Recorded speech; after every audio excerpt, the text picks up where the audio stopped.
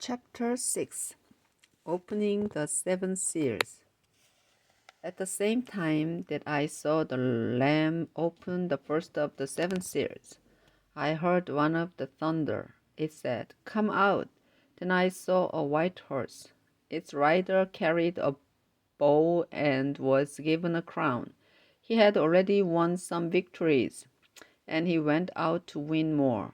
When the Lamb opened the second seal, I heard the second living creature say, Come out." Then another horse came out. It was fiery red, and its rider was given the power to take away all peace from the earth, so that people would slaughter one another. He was also given a big sword. When the Lamb opened the third seal, I heard the third living creature say, "Come out." Then I saw a black horse, and its rider had a balance scale in one hand. I heard what sounded like a voice from somewhere among the four living creatures. It said, "A liter of wheat will cost you a whole day's wages. 3 liters of barley will cost you a day's wages too. But don't ruin the olive oil or the wine." When the Lamb opened the fourth seal, I heard the voice of the fourth living creature say, "Come out." Then I saw a pale green horse. Its rider was named Death, and Death's kingdom followed behind. They were given power over 1/4 of the earth, and they could kill its people with swords, famines, diseases, and wild animals. When the Lamb opened the fifth seal, I saw under the altar the souls of everyone who had been killed for speaking God's message and telling about their faith. They shouted, "Master, you are holy and faithful. How long will it be before you judge and punish the people of this earth who killed us?" Then each of those who had been killed was given a white robe and told to rest for a little while. They had to wait until the complete number of the Lord's other servants and followers would be killed. When I saw the Lamb open the sixth seal, I looked and saw a great earthquake. The sun turned as dark as sackcloth, and the moon became as red as blood. The stars in the sky fell to earth, just like figs shaken loose by a storm. Then the sky was rolled up like a scroll, and all mountains and islands were moved from their places. The kings of the earth, its famous people, and its military leaders hid in caves or behind rocks on the mountains.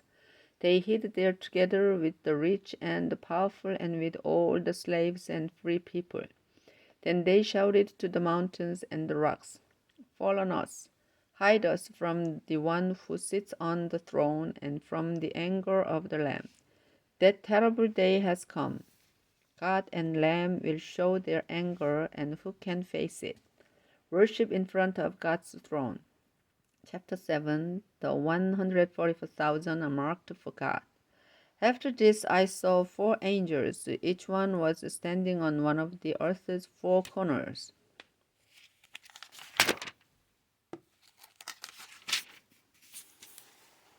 The angels held back the 4 winds so that no wind would blow on the earth or on the sea or on any tree.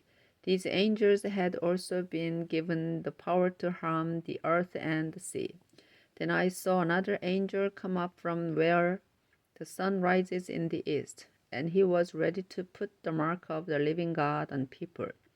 He shouted to the 4 angels, "Don't harm the earth or the sea or any tree. Wait until I have marked the foreheads of the servants of our God." Then I heard how many people had been marked on the forehead. There were 144,000, and they came from every tribe of Israel.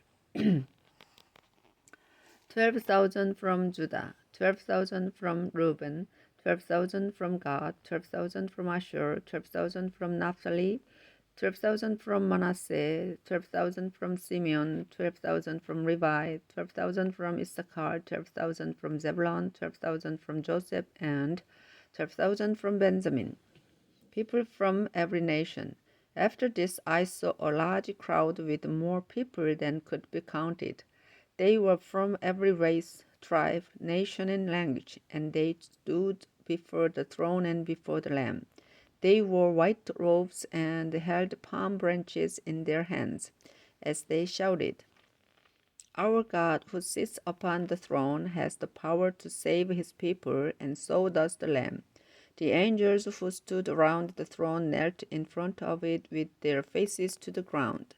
The elders and the four living creatures knelt there with them. Then they all worshipped God and said, "Amen. Praise, glory, wisdom, thanks, honor, power, and strength belong to our God forever and ever. Amen." One of the elders asked me, "Do you know who these people are that are dressed in white robes? Do you know where they come from?" "Sir," I answered, "you must know." Then he told me, "These are the ones who have gone through the great suffering. They have washed their robes in the blood of the Lamb and have made them white.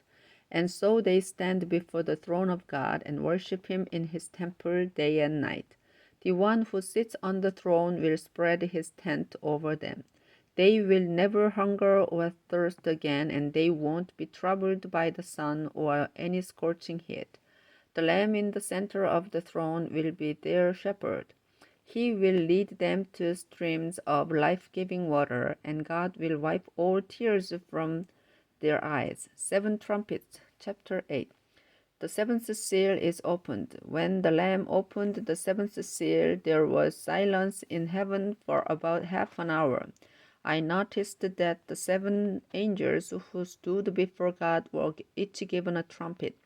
Another angel, who had a gold container for incense, came and stood at the altar. This one was given a lot of incense to offer with the prayers of God's people on the gold altar in front of the throne. Then the smoke of the incense, together with the prayers of God's people, went up to God from the hand of the angel. After this, the angel filled the incense container with fire from the altar and threw it on the earth. Thunder roared, lightning flashed, and the earth shook. The trumpets.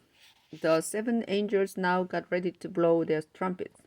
When the first angel blew his trumpet, hail and fire mixed with blood were thrown down on the earth. A third of the earth, a third of the trees, and a third of all green plants were burnt. When the second angel blew his trumpet, something like a great fiery mountain was thrown into the sea. A third of the sea turned to blood, a third of the living creatures in the sea died, and a third of the ships were destroyed. When the third angel blew his trumpet, a great star fell from heaven. It was burning like a torch, and it fell on a third of the rivers and on a third of the springs of water. The name of the star was Bitter, and a third of the water turned bitter. Many people died because the water was so bitter. When the fourth angel blew his trumpet, a third of the sun, a third of the moon, and a third of the stars was struck. They each lost a third of their light, so during a third of the day there was no light, and a third of the night was also without light. Then I looked and saw a lone eagle flying across the sky. It was shouting, "Trouble, trouble, trouble to everyone who lives on earth." The other three angels are now going to blow their trumpets. Chapter 9. When the fifth angel blew his trumpet, I saw a star fall from the sky to earth. It was given the sky to the tunnel that leads down to the deep pit. As it opened the tunnel, smoke poured out like the smoke of a great furnace. The sun and the air turned dark because of the smoke. Locusts came out of the smoke and covered the earth. They were given the same power that scorpions have. The locusts were told not to harm the grass on the earth or any plant or any tree. They were to punish only those people who did not have God's mark on their foreheads. The locusts were allowed to make them suffer for 5 months, but not to kill them. The suffering they caused was like the sitting sting of a scorpion. In those days, people will want to die, but they will not be able to. They will hope for death, but it will escape from them. These locusts looked like horses ready for battle. On their heads, they wore something like gold crowns, and they had human faces. Their hair was like a woman's long hair, and their teeth were like those of a lion. On their chests they wore armor made of iron. Their wings roared like an army of horse-drawn chariots rushing into battle. Their tails were like a scorpion's tail with a sting that had the power to hurt someone for 5 months. Their king was the angel in charge of the deep pit. In Hebrew, his name was Abaddon, and in Greek, it was Apollyon. The first horrible thing has now happened. But wait, two more horrible things will happen soon. Then the sixth angel blew his trumpet. I heard a voice speak from the four corners of the gold altar that stands in the presence of God. The voice spoke to this angel and said, "Release the four angels who are tied up beside the great river Euphrates." The four angels had been prepared for this very hour and day and month and year. Now they were set free to kill a third of all people. By listening, I could tell there were more than 200 million of these war horses. In my vision, their riders wore fiery red, dark blue, and yellow armor on their chests. The heads of the horses looked like lions, with fire and smoke and sulfur coming out of their mouths. One third of all people were killed by the three terrible troubles caused by the fire, the smoke, and the sulfur. The horses had powerful mouths, and their tails were like poisonous snakes that bite and hurt. The people who lived through these terrible troubles did not turn away from the idols they had made, and they did not stop worshipping demons. They kept on worshipping idols that were made of gold, silver, bronze, stone, and wood. Not one of these idols could see, hear, or walk. No one stopped murdering or practicing witchcraft or being immoral or stealing. Chapter 10 The Angel and the Little Scroll. I saw another powerful angel come down from heaven. This one was covered with a cloud, and a rainbow was over his head. His face was like the sun. His legs were like columns of fire, and with his hand he held a little scroll that had been unrolled. He stood there with his right foot on the sea and his left foot on the land. Then he shouted with a voice that sounded like a growing iron. Thunder roared 7 times. After the thunder stopped, I was about to write what it had said. But a voice from heaven shouted, "Keep it secret. Don't write these things." The angel I had seen standing on the sea and land then held his right hand up towards heaven. He made a promise in the name of God, who lives forever and who created heaven, earth, the sea, and every living creature. The angel said, "You won't have to wait any longer." God told his secret plans to his servants, the prophets, and it will all happen by the time the seventh angel sounds his trumpet. Once again, the voice from heaven spoke to me. It said, "Go and take the open scroll from the hand of the angel standing on the sea and land." When I went over to ask the angel for the little scroll, the angel said, "Take the scroll and eat it. Your stomach will turn sour, but the taste in your mouth will be as sweet as honey."